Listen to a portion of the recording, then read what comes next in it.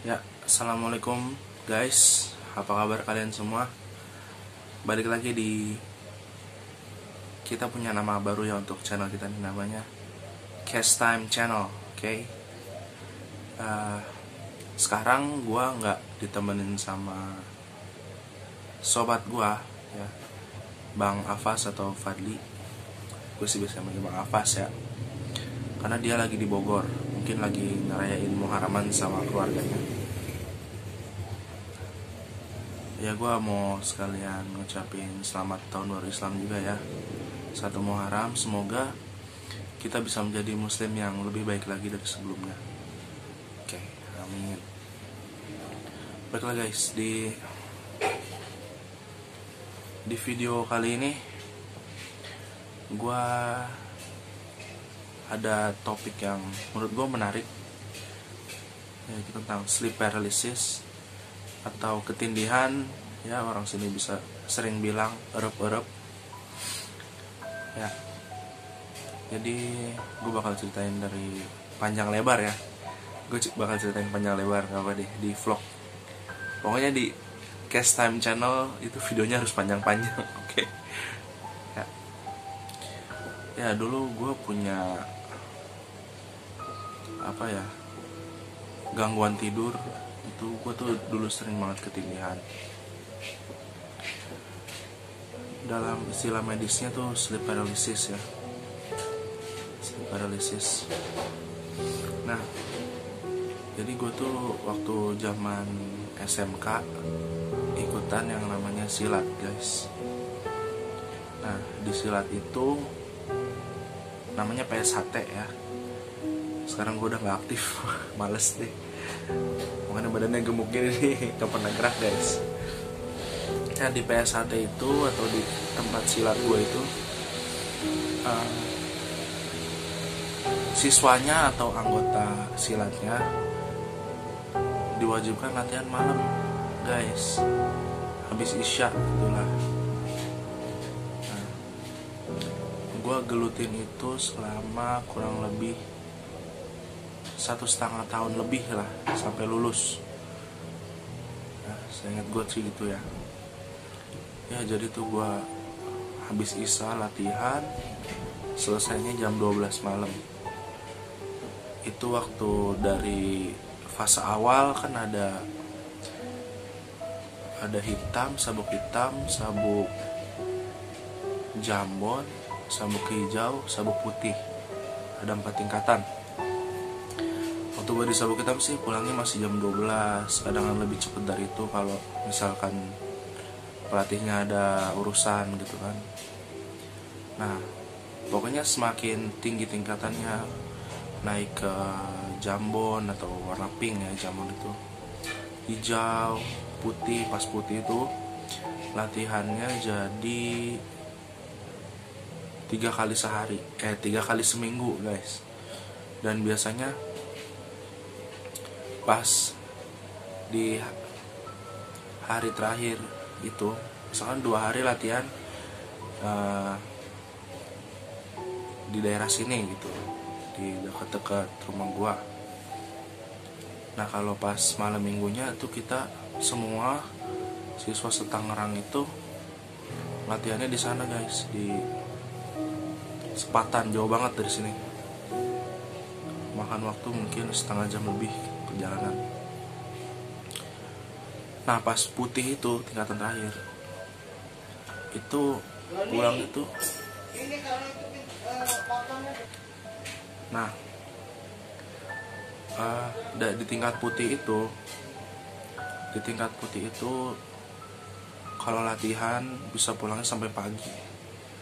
Jadi seminggu udah 2 kali, dalam seminggu itu 2 hari pulang malam jam 12 sampai jam 1. Dan di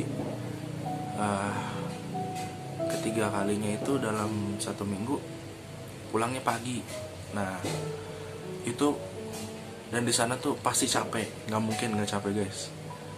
Gue tuh kapok, tau gak sih, latihan silat kayak gitu, kayak diajarin mau perang, kayak dilatih mau perang gitu. Kayak negara ini tuh butuh banget tentara yang tangguh gitu kan. Se-urgent gitu latihannya, keras banget menurut gue. Gue sih sekarang udah nggak aktif lagi ya di sana. Nah, dari situ pola tidur gue berantakan sih. Selama ikut silat itu berantakan banget. Malamnya latihan sampai tangan gue sakit. Besoknya praktek olahraga push up, udah gak kuat guys. Kayaknya nilai gue kecil gara-gara kayak gitu ya kan? Buat kalian nih, kalau misalkan ada option mau pilih bela diri, cari yang bener lah. Cari latihannya yang siang-siang aja gitu, gak usah malam-malam. Dan menurut gue ngerusak badan. Buktinya gue kena sleep paralysis tuh gara-gara pola tidur gue berantakan gitu. Malamnya begadang, diforsir, latihannya tuh berat. Paginya harus bangun sekolah. Wah, kacau guys.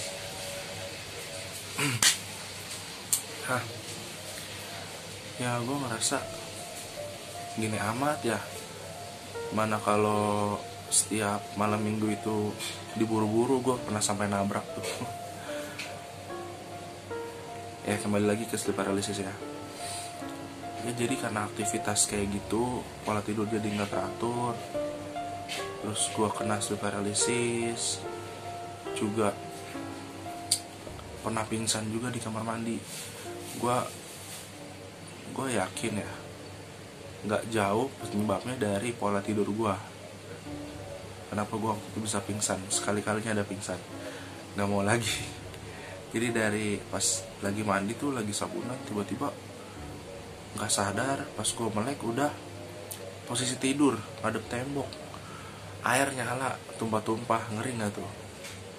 Orang di rumah gak ada yang sadar gue pingsan di kamar mandi karena pintunya ditutup. Nah,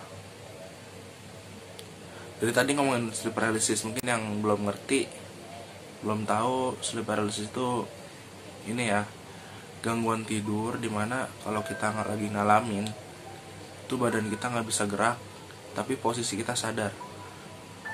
Mulut juga nggak bisa ngomong, nafas pun terasa sesak guys. Kalau kalian ngalamin kayak gitu ya, penyebabnya banyak. Bisa jadi itu tidur, pola tidur yang berantakan, insomnia ya, terus apa lagi sih, makanan juga sih pengaruh katanya. Ya jadi tuh semenjak gua sleep paralysis kayak gitu tuh, pas dulu gua jadi sering-sering baca artikel kan, gimana sih proses sleep paralysis itu. Jadi gini guys, kalau kita mau tidur itu ada 2 tahapan yang bakal kita lewatin tuh. Yang pertama itu namanya fase NREM atau non rapid eye movement, dimana tuh beberapa saat kita memejamkan mata, tubuh kita tuh terasa relax banget guys, relax. Nah, kemudian pas fase kedua, setelah kita lewatin NREM nih, masuk ke fase kedua namanya REM atau rapid eye movement. Nah, di situ kita deep sleep guys, mulai tidur lebih dalam dan gak sadar gitu. Disitulah biasanya otot-otot tubuh kita itu dimatikan oleh otak gitu ya, otot-otot tubuh dimatikan, kemudian terjadilah mimpi. Nah, di fase itu biasanya ada mimpi juga, dibarengin sama mimpi. Nah itu guys. Tapi kalau sleep paralysis itu salahnya ketika fase rapid eye movement, kita sadar guys, yang harusnya kita tidur dalam gitu kan, deep sleep, tidur nyenyak, tapi kita malah otak kita sadar. Dan berbarengan juga otak kita nggak bisa ngirim sinyal untuk tubuh kita bangun gitu. Di fase rapid eye movement kan tubuh kita dimatikan kan, tapi ada miss gitu guys, miss di otak gitu mungkin, dimana kita sadar tapi tubuh kita tuh nggak sadar, tubuh kita masih posisi tidur, tau nggak? Nah jadinya yang terjadi ya gitu, panik kan, karena tubuh udah pasti nggak bisa digerakin, susah banget digerakinnya, nafas juga sesak gitu kan. Terus mata tapi bisa buka gitu dikit, anehnya guys. Sebenarnya yang bikin panik saat sleep paralysis itu bukan, kalau menurut gue ya, bukan ada setan atau gimana, tapi ini nafasnya tuh sesak guys gitu. Sampai gue tuh, karena gue udah sering banget kayak gitu, belajar cara nanganinnya gimana sih gitu kan. Katanya tuh gue baca digerak-gerakin jempol kakinya atau tangan, sambil jangan panik tapi ngatur nafas. Nah emang bener sih, gue coba kayak gitu terus tiap gue kejadian tuh sleep paralysisnya bisa guys. Jadi gerakin aja jari kaki, terus nafas pelan-pelan, tarik nafas. Biasanya susah banget tuh guys kalau mau nafas, makanya disitu bikin orang panik. Dan semoga aja kalian gak ngalamin ya. Nah dari saat itu juga guys, dulu tuh waktu gue masih sering erup-erup atau ketindihan, gue pelajarin guys. Ada artikel di mana katanya tuh kita bisa ngendalin mimpi kita sendiri. Gue lupa lah istilahnya. Jadi kalau kita mau ngendalin mimpi sendiri, kita tuh harus mirip-mirip fasenya sama sleep paralysis guys. Jadi pas kita tidur tuh kita relax dan ngeyakinin diri sendiri gitu kalau nanti di tengah-tengah fase REM kita bakal sadar gitu guys. Dan gue emang pernah tuh kayak gitu. Gue pernah ngerasain meskipun gak lama, gue tuh menjadi gue mimpi apa yang gue pengen, pernah gitu guys, serius. Tapi prosesnya itu tubuh kita jadi tetap kaku dan susah nafas gitu. Jadi mimpinya tuh nggak lama, nggak bisa ya mimpi yang benar-benar mimpi gitu. Jadi otak kita jadi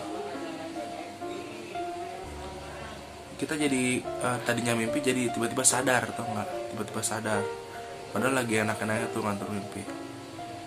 Dan alhamdulillah setelah banyak nyoba itu pun berhasil ya, tapi nggak lama tuh guys. Jadi emang sleep paralysis tuh ngerasa aneh banget lah. Bahkan gue ngerasa kayak pernah satu momen jiwa gue gitu keluar dari tubuh gitu guys. Gue tuh ngerasain sendiri kayak gitu, soalnya kita tuh kayak terbang melayang-layang. Bahkan pernah kayak gini, pernah ngerasa udah bangun, udah jalan, udah minum, udah ngobrol, tapi tahu-tahu masih rep-rep. Aneh gak tuh? Dan pernah juga gue coba ya waktu itu secara sadar banget, pengen ke rumah teman gue gitu kan. Gue ngebayangin pengen ke rumah teman gue pas lagi rep-rep itu, di momen yang cepet gitu. Dan tiba-tiba gue kayak terbang gitu, terbang dan langsung ke rumah dia dan ngeliat dia lagi tidur. Itu nggak tahu ya, apakah itu bagian dari mimpi atau benar-benar jiwa gue yang kesono gitu. Ya pengalaman aja sih. Dan alhamdulillah itu semua sleep paralysis, orap-orap itu gue alamin pas dulu ya, pas udah lalu. Karena sekarang tidur gue udah teratur ya. Tidur gue udah teratur karena gak makan malam ya guys. Jadi gue kalau sore makan dan gak makan malam lagi, dan itu pasti malam jadi ngantuk. Alhamdulillah. Tidur juga udah enak gitu kan, cepet pules gitu guys. Ya kalau habis maghrib gini paling gak ngapa-ngapain gitu kan,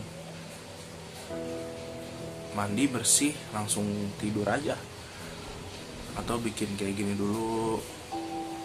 Nah nanti jam 9 jam 10 baru udah tidur. Dan gitu aja sih pengalaman gue. Bagi kalian yang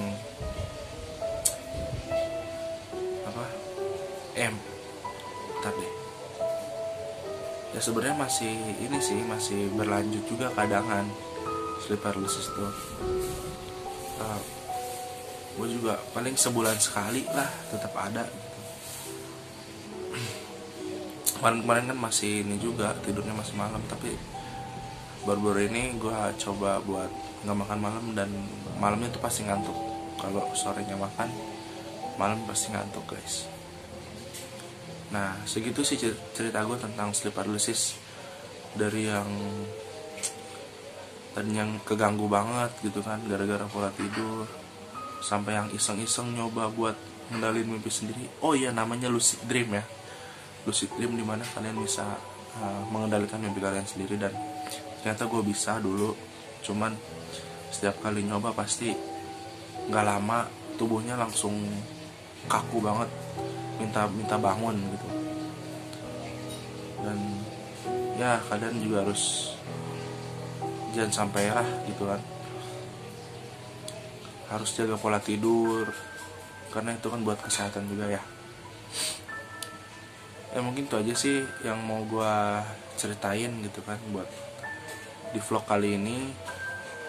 Semoga aja kalian bisa bisa ambillah yang baiknya gitu, jaga pola tidur yang baik, jaga kesehatan, dan jangan suka begadang. Ya segitu aja lah dari gua. Semoga nanti di next video bisa collab lagi sama Bang Hafaz. Oke. Sampai jumpa lagi di Cast Time or City channel ya. Jangan lupa subscribe dan like. Kalau bisa komentar nih, ikut komentar di bawah pengalaman kalian tentang lucid dream, tentang sleep paralysis ya. Oke, assalamualaikum warahmatullahi wabarakatuh.